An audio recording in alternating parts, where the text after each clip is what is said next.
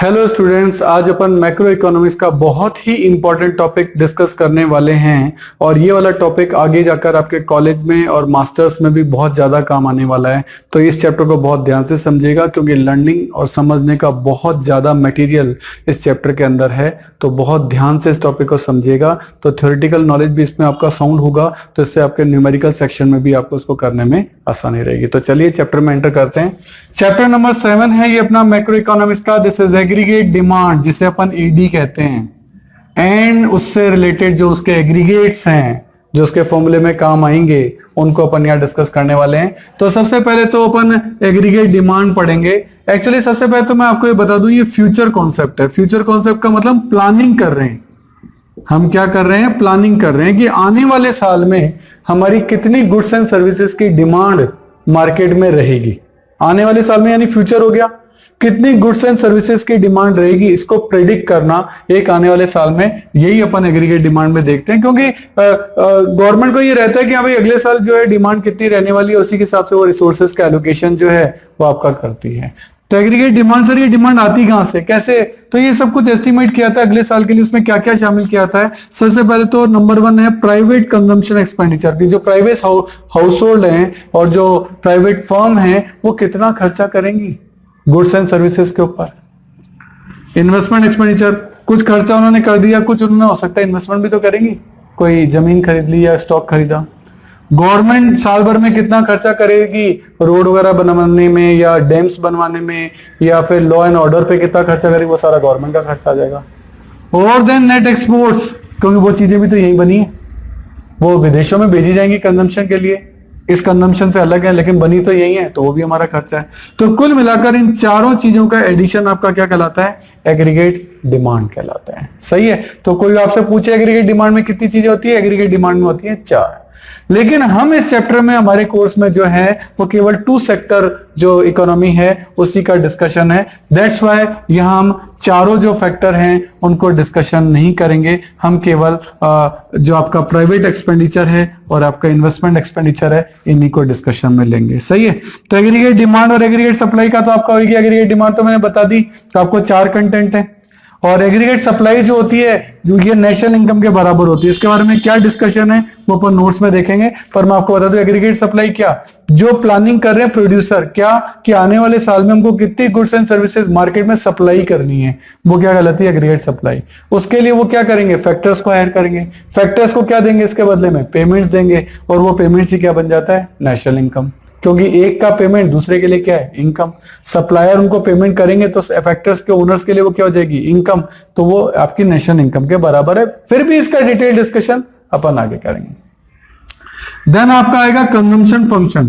Consumption function क्या है? Consumption function कहता है कि ये जो कंजम्पशन है वो डिपेंड करता है फंक्शन ऑफ इनकम पर। सही बात है सर, कंजम्पशन हमारे खर्चे किस पे डिपेंड करते हैं? हमारी इनकम पर। अगर हमारी इनकम ज्यादा होगी तो हम खर्चे भी ज्यादा करेंगे, और अगर हमारी इनकम कम होगी तो हम खर्चे भी कम करेंगे। भाई आपकी जेब में 10,000 रुपए पापा डाल दें, ऑब्वियस आपके खर्चे बढ़ जाएंगे, आप ज्यादा खर्चा करने लग जाओगे। और जेब में खूब पैसे हैं और पैसे नहीं और ठन ठन गोपाल हो तो पैसे खर्चे कहां से करोगे? तो इसका मतलब कंजम्पशन किस पे डिपेंड करता है? इनकम पर। यह बात अपन को ध्यान रखनी है।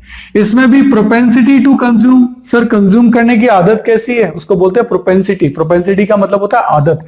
कंज्यूम करने की आदत कैसी है उस पर भी तो डिपेंड करता है। जैसे मैं आपको एग्जांपल देता हूं, यूरोपियन और अमेरिकन कंट्रीज जो हैं वो आपकी उनकी खर्च करने की आदत ज्यादा है, प्रोपेंसिटी टू कंज्यूम ज्यादा है। जबकि एशियन कंट्रीज जैसे इंडिया और चाइना, यहाँ प्रोपेंसिटी टू कंज्यूम कम है। वहां के लोग 100 में से 90% इनकम अपनी खर्च कर देते हैं, लेकिन जो एशियन कंट्रीज हैं वो 100 में से लगभग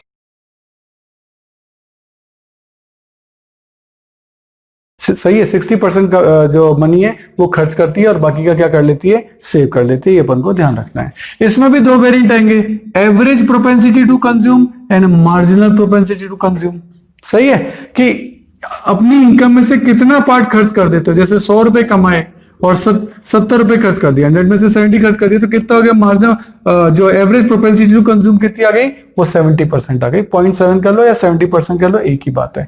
और ऐसे मार्जिनल प्रोपेंसिटी टू कंज्यूम, इसमें क्या होता है? आप चेंज देखते हैं कि जनवरी में इतना था, फरवरी में कितना हुआ। तो जब चेंज देखना हो तो क्या देखना पड़ता है? मार्जिनल। तो फॉर्मूला तो आपका यही रहता है, लेकिन सी की जगह डेल्टा सी और वाई की जगह डेल्टा वाई। कई लोग डेल्टा बोलते हैं, कई लोग डेल बोलते हैं, वो आपकी इच्छा हो जो बोल देना, कोई फर्क नहीं पड़ता। तो इस तरीके से एपीसी एंड एमपीसी, इसका होता है सी अपॉन वाई, इसका होता है डेल्टा सी अपॉन वाई, यानी कंजम्पशन अपॉन इनकम, और यहां होता है change in consumption upon change in income. सही है। देन आपका आएगा सेविंग फंक्शन। अच्छा, इसके न्यूमेरिकल भी बनेंगे, जब चैप्टर का एंड हो जाएगा तो मैं इसके न्यूमेरिकल्स भी जो हैं वो आपको एक अलग से वीडियो में समझाऊंगा कि इनके न्यूमेरिकल कैसे से बनते हैं, बहुत इजी होते हैं। सेविंग फंक्शन जैसे कंजम्पशन फंक्शन होता है वैसे ही सेविंग फंक्शन होता है। वो सेविंग भी डिपेंड करती है फंक्शन ऑफ इनकम पर। भाई अगर आपकी इनकम ज्यादा होगी तो आप सेव भी ज्यादा कर पाओगे, और यदि आपकी इनकम कम होगी तो आपके खर्चों में पैसा निपट जाना है, सेव होगा कहां से। इसका मतलब सेविंग भी किस पे डिपेंड करती है, फंक्शन ऑफ इनकम। फंक्शन से मतलब है अप डाउन, इनकम बढ़ना या कम होना। ओके, तो प्रोपेंसिटी टू सेव वर्ड आ रहा है, propensity to save. Propensity to save का मतलब है सेव करने की आदत। मैंने आपको बताया कि अमेरिकन और यूरोपियंस की सेव करने की आदत कम है, और एशियन कंट्रीज भारत और चाइना इनकी सेव करने की आदत क्या है, ज्यादा है। तो वो कैसे निकलेगी, इसमें भी दो वेरिएंट है, जैसे यहां दो थे वैसे यहां भी दो हैं। Average propensity to save and marginal propensity to save. Formula यहां कंजम्पशन था, कंजम्पशन की जगह क्या आ गई, सेविंग, क्योंकि अपन प्रोपेंसिटी टू सेव निकाल रहे हैं। फॉर्मूला बना सेविंग अपॉन इनकम। अगर यही मार्जिनल प्रोपेंसिटी टू सेव हो तो सेविंग की जगह क्या हो जाएगा, डेल्टा सेविंग, इनकम की जगह क्या हो जाएगा, डेल्टा इनकम। ये लो जी, इसके भी दोनों के फॉर्मूले बन गए। सही है। तो इस तरीके से फॉर्मूले बन जाएंगे, इनके न्यूमेरिकल भी आएंगे। सही है, बहुत इजी है। एवरेज प्रोपेंसिटी टू सेव तो ये कहता है कि आपने सेव किए 30 रुपए 100 रुपए की इनकम में, तो आपकी सेविंग का परसेंटेज कितना हो गया, 30%। That is average propensity to save. और मार्जिनल में होगा कि जनवरी में इतने थे, फरवरी में इतने हो गए, तो कितना चेंज हुआ, तो वहां चेंज देखना पड़ता है। Change in saving upon change in income. Detail discussion upon chapter के अंदर करेंगे। देन आपका आएगा इंड्यूस्ड इन्वेस्टमेंट। आपने इन्वेस्टमेंट किया, मैंने कहा था अपन यहाँ प्राइवेट एक्सपेंडिचर और इन्वेस्टमेंट को ही ले रहे हैं। आपने इन्वेस्टमेंट किया, इन्वेस्टमेंट के पीछे मोटिव क्या था, सर मोटिव प्रॉफिट कमाना था। तो इंड्यूस्ड इन्वेस्टमेंट उनको कहते हैं जो प्रॉफिट मोटिव होते हैं, यानी जैसे जैसे आपकी इनकम बढ़ेगी ये इन्वेस्टमेंट भी बढ़ता जाएगा, जैसे जैसे आपकी इनकम बढ़ेगी ये इन्वेस्टमेंट भी बढ़ता जाएगा। इसीलिए ये जो है प्रोग्रेसिव होता है, इसका जो स्लोप होता है वो पॉजिटिव स्लोप होता है। सही है, कि जैसे जैसे इनकम बढ़ेगी इन्वेस्टमेंट बढ़ेगा।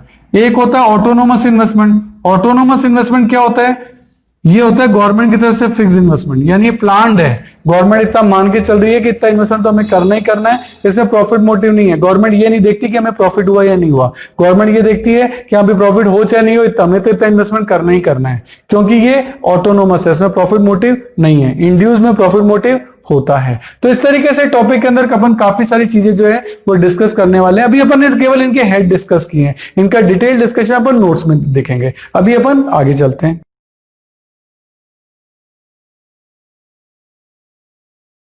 तो आगे का जो कॉन्सेप्ट है वो है आपका फुल एम्प्लॉयमेंट।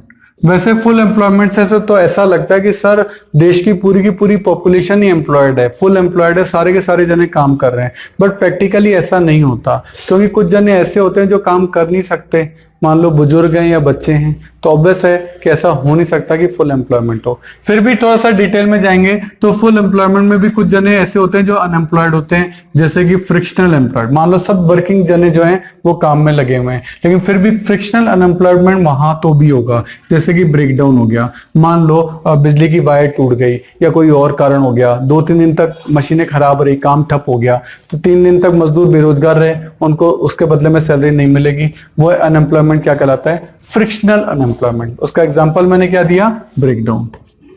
एक और अनएम्प्लॉयमेंट होता है जो फुल एम्प्लॉयमेंट की कंडीशन में हो सकता है, स्ट्रक्चरल अनएम्प्लॉयमेंट। स्ट्रक्चर चेंज हो गया हो, मान लो पहले मैनुअल काम होता था, अब कंप्यूटराइजेशन हो गया, कंप्यूटर लग गए, अब आपको कंप्यूटर आता नहीं है, पहले आपको कंप्यूटर सीखना पड़ेगा। इस प्रोसेस में लग गया 1 महीना, तो 1 महीने तक आपको कोई सैलरी वेजेस नहीं मिलेगी। तो इस कंडीशन में, कंप्यूटराइजेशन की कंडीशन में स्ट्रक्चर जो चेंज हुआ, आप 1 महीने तक अनएम्प्लॉयड रहे, वो क्या कहलाएगा, स्ट्रक्चरल अनएम्प्लॉयमेंट। तो फुल एम्प्लॉयमेंट की कंडीशन में भी ये 2 अनएम्प्लॉयमेंट तो फिर भी रहेंगे, और ये रहेंगे, आप इनको हटा नहीं सकते, ऐसा हो नहीं सकता, क्योंकि ये कंडीशन तो लगातार चेंज होती रहती है। वर्ल्ड इज वेरी डायनेमिक, लगातार चेंजेस हो रहे हैं, तो ऑब्वियस है ये तो हो गई। तो इसलिए ये फुल एम्प्लॉयमेंट की कंडीशन में भी, अगर कोई आपसे पूछे कि फुल एम्प्लॉयमेंट की कंडीशन में भी कौन से अनएम्प्लॉयमेंट रहते हैं, सर ये 2 तो फिर भी रहते हैं। ओके, देन आएगा सर लेबर फोर्स किसको कहते हैं, पब्लिक में या पॉपुलेशन में जितने भी लोग वर्किंग कर सकते हैं, ये हमारी पूरी पॉपुलेशन है। 15 साल से लेके 60 साल तक के लोग सारे काम कर सकते हैं। ये हमारी लेबर फोर्स है। 15 साल से कम यानी 14 साल वगैरह अगर से आप उससे काम करा लोगे तो जेल चल जाओगे, चाइल्ड लेबर होती है। और 60 साल के लोग तो बुजुर्ग हो जाते हैं, वो वैसे ही काम नहीं कर पाते, वो बुजुर्ग लोग हैं, वो अब इतनी मेहनत नहीं कर सकते, तो इन दोनों को लेबर फोर्स से हटा दिया जाता है। लेबर फोर्स में केवल जनरली कौन से शामिल होते हैं? 15 साल से लेके 60 साल तक की एज के लोगों को शामिल किया जाता है। इस कंडीशन में आप काम करना चाहते हैं, आप एबल भी हैं काम करने के, लेकिन आपको काम मिल नहीं रहा, यानी आपकी इच्छा नहीं है, बेरोजगार है, आप काम करना चाहते हैं, आप एबल भी हैं लेकिन काम मिल नहीं रहा, इसको कहते हैं इनवॉलंटरी अनएम्प्लॉयमेंट। और केवल एक यही अनएम्प्लॉयमेंट ऐसा है जिसको कि अनएम्प्लॉयमेंट मानते हैं, बाकी अनएम्प्लॉयमेंट नहीं मानते हैं। ये बात ध्यान रखना, केवल यही, अगर आपसे पूछे तो यही केवल अनएम्प्लॉयमेंट है जिसको रिकॉग्नाइज किया जाता है। सर फिर ये क्या वॉलंटरी अनएम्प्लॉयमेंट? अरे भाई वॉलंटरी यानी अपनी इच्छा से, काम अवेलेबल है, आप काम करना ही नहीं चाहते, काम तो है ही, तो फिर आप अनएम्प्लॉयड कहां से हो गए?